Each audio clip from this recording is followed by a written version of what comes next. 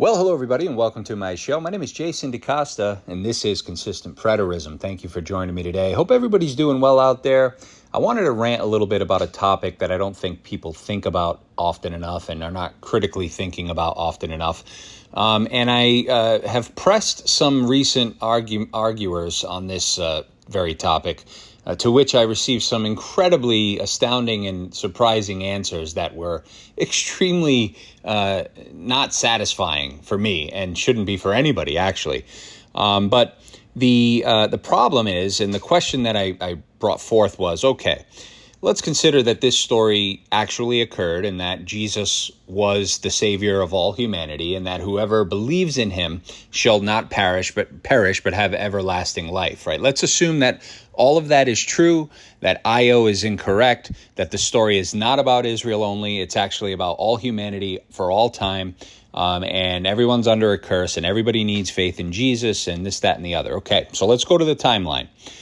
Here we are in the first century. Jesus supposedly walked the earth around 30 AD, would have died and rose again and ascended to heaven a few years later.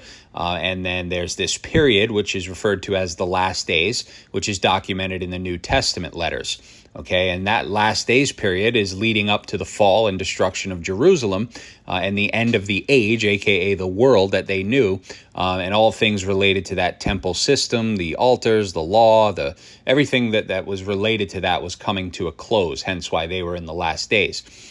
So you have this culmination of all things, this final period where the temple is destroyed, and Jesus posits his final coming at that very moment when he would raise the dead. He would sound out a trump, and in the last moment, in the twinkling of an eye, the living ones would be changed to immortal, caught up together with their dead brethren, where they would forever be with the Lord. Now, whether you believe in a rapture or not, or whether you believe the story's true or not, if you hold to the fact that this was a universal salvation mission, that everybody should believe in Jesus, then you need to think about what takes place after that period, right? After 70 AD, when the Jerusalem temple falls, that whole age passes away. Supposedly, like these fool preterists say, there's a new heaven and new earth now established on planet Earth, and all who will believe can come, right? But critical thinking causes us to say, wait a minute, what happened in the years, the decades, the centuries after that happened, right?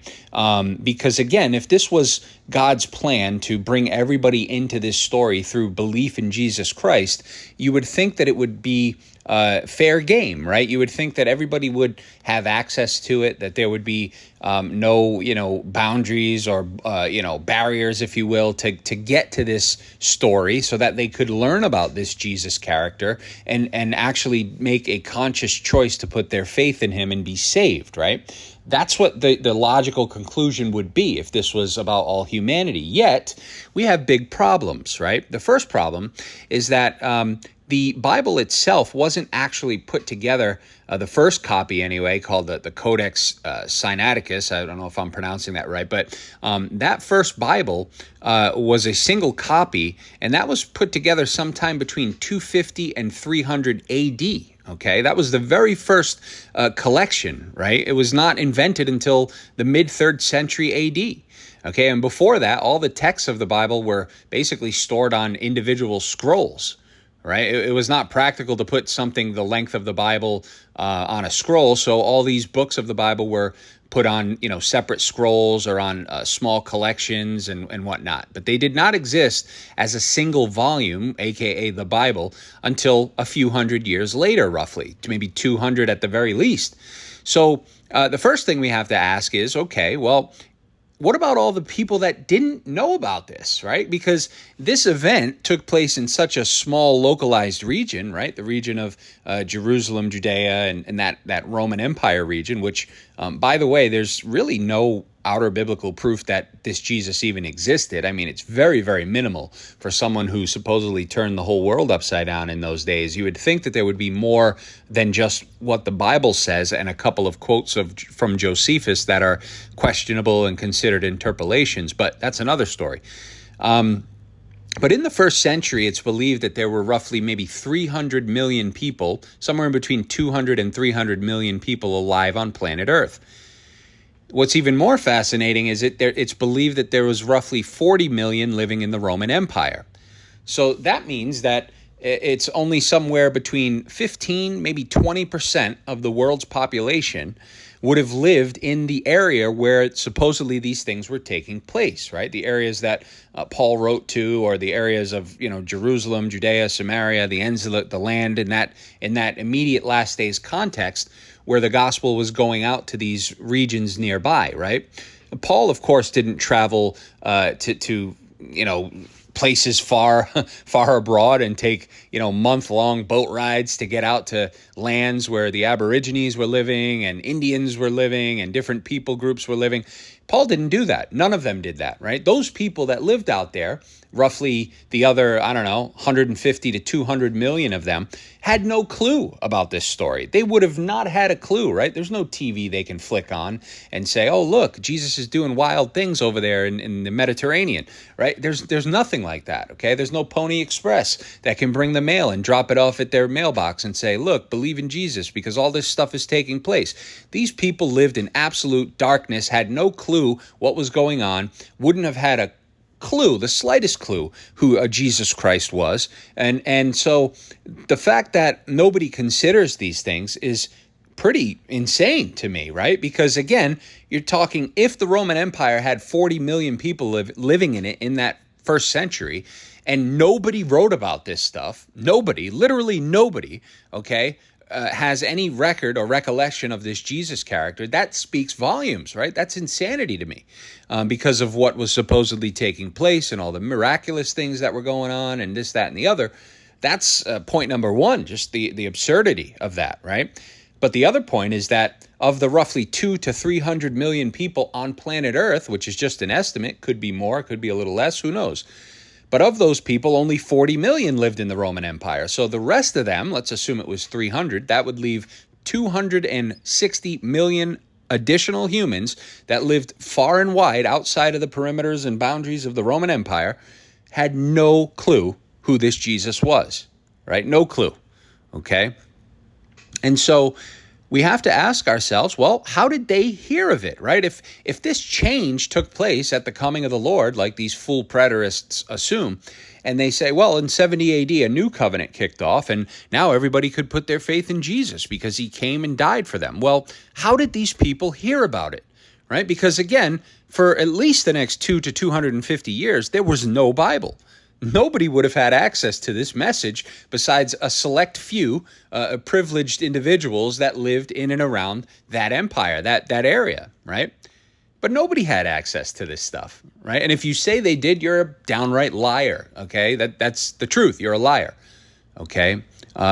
People living in Asia, right? The Chinese, the Indians, they had no clue about Jesus Christ in those days. So then how is it fair that the majority of the world's population would have had not even the slightest hint, the slightest clue who this man was, what this message was, what they needed salvation from, and all that other jazz that they like to say, right? They wouldn't have a clue. So there's a huge problem. There's a disconnect there, okay? And there's no solution for it because, again, the very first full Bible did not come to be until close to 300 AD. Okay, and some say it was even later, in the 360s when Constantine provided money for 50 copies of the Bible to be produced, and then the Council of Nicene officially decided, which books would be included in the Bible. So it could have been even later. It could have been closer to 400 for all we know. But you're talking a massive amount of period of years, generation upon generation, that would have had no full Bible as we have it today, no clear storyline to go by and base their faith off of and put belief in. Nothing, right? And those that did have the special privilege to get their hands on it were probably all clergy and, corrupt, Catholics. And so, the Middle Ages, right? In the censorship of the Bible. They were at times punished by imprisonment, forced labor, banishment, execution, burning by fire. The Bibles were confiscated, burned. The censorship was because of, religious reasons, but also for reasons of public policy or state control. So there were so many different reasons why these Catholics during the Middle Ages, they didn't allow it, right? They just didn't want anybody to have Bibles. Okay, so, we have to think about this stuff, right? Now, some people, well, I like to make the argument, what about the people before Jesus, right? I mean, because we're talking millions of people existed before Jesus, right? What about them? How do they take part in this universally fair, and equally fair gospel mission and offering to all these people? Well, they can't, right? Because they lived before Jesus. So how does that work? Well, they go to a place in Peter and say, oh, he preached to the dead in Hades, right? Well, that's great. Okay. If you want to take that as meaning he preached to every single person that died and went to Hades, okay, tell me how that works, right? Explain that one to me. These people are dead in Hades. What, Jesus just floats down there and says, hey, guess what? Believe in me? I don't know about you, but if I was in Hades and I saw somebody come down and say, believe in me, I would probably believe in them. All right, so does that mean that everybody who died prior to Christ is in heaven? You see the type of problems that you run into. But again, I think that's very far-fetched. It's unprovable, and you're making a doctrine off of literally one passage. It's the only time anything like that is even remotely mentioned in the scriptures. So I don't think that that's tenable or provable or a good position to hold. But beyond all the people that existed prior to Christ, we can just talk about those who existed after Christ and say, well, if they didn't have access to the Bible, then how did they get this message, right? The majority of people throughout the Middle Ages were all illiterate, right? Let's set the stage with a couple of facts. The literacy rate was around 15% during these years. Okay, this means that the majority of people could not read, and even less than that could write. In addition, the printing press didn't come about till the 15th century, 1,500 years later. So this means that getting a book, any book, was incredibly difficult because they were not mass-produced. Okay, so just on those facts alone, it should be pretty obvious that most people during the Middle Ages, during those early centuries, did not have a Bible. In addition, the Bible was a holy book. So the copies that were available, as I said, would be mainly reserved for the clergy, which were responsible for its, distribution, if you will, which was very minimal. All of that, and society was much more structured than we are today. Everyone was expected to kind of stay in their own lane when it came to this stuff. So having something like that would have been seen as strange, even if you could, unless you were part of, the clergy. So those are just some things to think about. But all throughout these centuries, there was no access to the Bible. Okay, it was basically something that ordinary folks should not read, according to the clerics. It could only be distributed in Latin, which the common folks could not understand. So that's another problem. But it really was difficult to get your hands on. And so the fact that people just blindly believe this and don't question and critically think about this is mind-boggling to me, because the first English Bible didn't even come around until 1400, 1500 AD, right? So you're talking hundreds of years that there was no English Bible, right? Now, I'm not a big history buff in regards to when certain languages came to be and whatnot. Probably some people that are better suited to explain that. But the fact that all of these Bibles were not created for some, 200, 300, 400, 500, 1,000, 1,500 years after Christ should speak volumes. Okay, and then one need not say that we need to also take a hard look at who created the Bibles, right? The Catholic Church, which doesn't have the best reputation of being the most upstanding, group in history, burning people at the stake and whatnot for having Bibles. But there's a lot of things that are not thought about critically enough, in my opinion. So when I ask people about this and I say, okay, well, what about all the people let's just talk about the first 300 years, from the time that Jerusalem fell up until, let's say, the first Bible was produced in the late 300s. What happened to those people during the 300 years? How did they get the message of Christ? Are you going to be that naive to say that the ones who had somehow heard of Christ, which, by the way, again, I remind you that nobody outside of the Bible records anything about this Jesus figure, but are you going to say that the few individuals that might have heard about Christ went to the whole world. They went to everybody in every country all around the planet and spoke the words of Jesus to them so that they could believe. Are you insane? Right? You couldn't even do that today with an airplane. Never mind back then on a donkey. Okay, so we need to really think about this stuff. Okay, and I brought this up to a wannabe Israelite a few weeks ago in a back and forth, and I said, listen, I said, explain to me how that message got to the other side of the planet, right? The temple has fallen, right? There's this new covenant, this new heaven and earth that you claim is now open for all people, right? It's fair, it's open universally. Explain to me how all the people in these far off lands that wouldn't have had a clue who this Jesus was got the message that is contained in our Bibles today. How did they have a chance to be saved, right? And of course, he had no answer. He ignored it. There was silence. I pressed him again on it. And his answer, believe it or not, was that he believed that, I can't quote it exactly. I have to go back and read it, but something to the effect of he believed that all religions could lead to the one true God. Something along those lines. So in other words, he threw up the white flag. He surrendered to the logical argument that I was presenting to him. And he just, the best he could come up with was that he believed that, somehow, some way, all these religions, they ultimately all led to the same God, right? So again, it's kind of like a universalist surrender, if you will, because he knows that there's no logical answer for what I'm saying, right? How did the people get the message of Jesus if the Bible wasn't even created for 300 years after Jesus walked the face of the earth?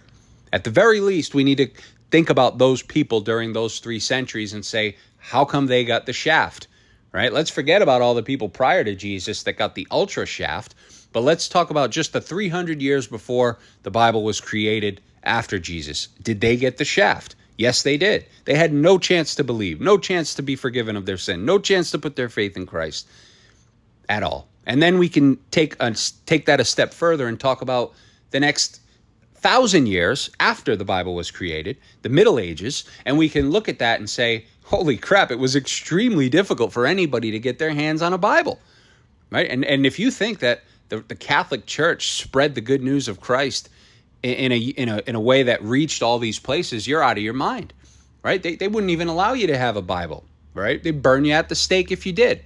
So if you think they weren't using it for their own gain, for their own greed, for their corrupt practices and power and control, you're a loony bin, okay? So clearly the gospel was not going out then either. So we really don't have this push of Christianity up until, I don't know, what, 200-300 years ago maybe? I mean, we know Martin Luther was in the 1500s, I believe, or 1600s, and there was some action there. But I mean, we're talking, what, 4 centuries? Prior to that, there's nothing, right? There's millions upon millions, hundreds of millions of people on planet Earth, and the Bible is not moving around. There's no distribution. Nobody has their hands on it. Nobody can study it. Nobody can believe it. It's only available in certain languages. The majority of people are illiterate. Nobody can read. Nobody can write. All right, now imagine today in 2024, we have the internet. We have endless reach to information. We're in the age of information. It's right there at our fingertips. We have every translation, all kinds of lexicons, all kinds of concordances, all kinds of resources. We have bozos on YouTube preaching what they think is the truth left and right. There's 2,000 plus denominations, and still nobody can agree on the Bible. Not a single point of agreement. Everybody disagrees. Now imagine going back 1,000 years when you had none of that, and you're just reading this massive collection of writings in a random language that you don't understand. Give me a break, okay? Give me a break. If you think that their theology was on point or even anywhere near the truth, you need a brain examination. So I urge you to give this some thought, because the more you think about it, the truer I.O. gets, okay? Mythical I.O., meaning that this was a story about Israel only, but it didn't exist. It didn't happen in real time. And I know a lot of you disagree with that, but there's been no argument that can convince me of that, right? The best argument for it being a myth is that there was 40 million people in the Roman Empire and nobody wrote about this Jesus during the days of Jesus, right? That's crazy. It's absolutely insane, right? If I went into a mall and did some magic tricks and, rose somebody from the dead, or went to a cemetery and called a bunch of people around and brought somebody up out of their grave, I'd be talked about all over the country.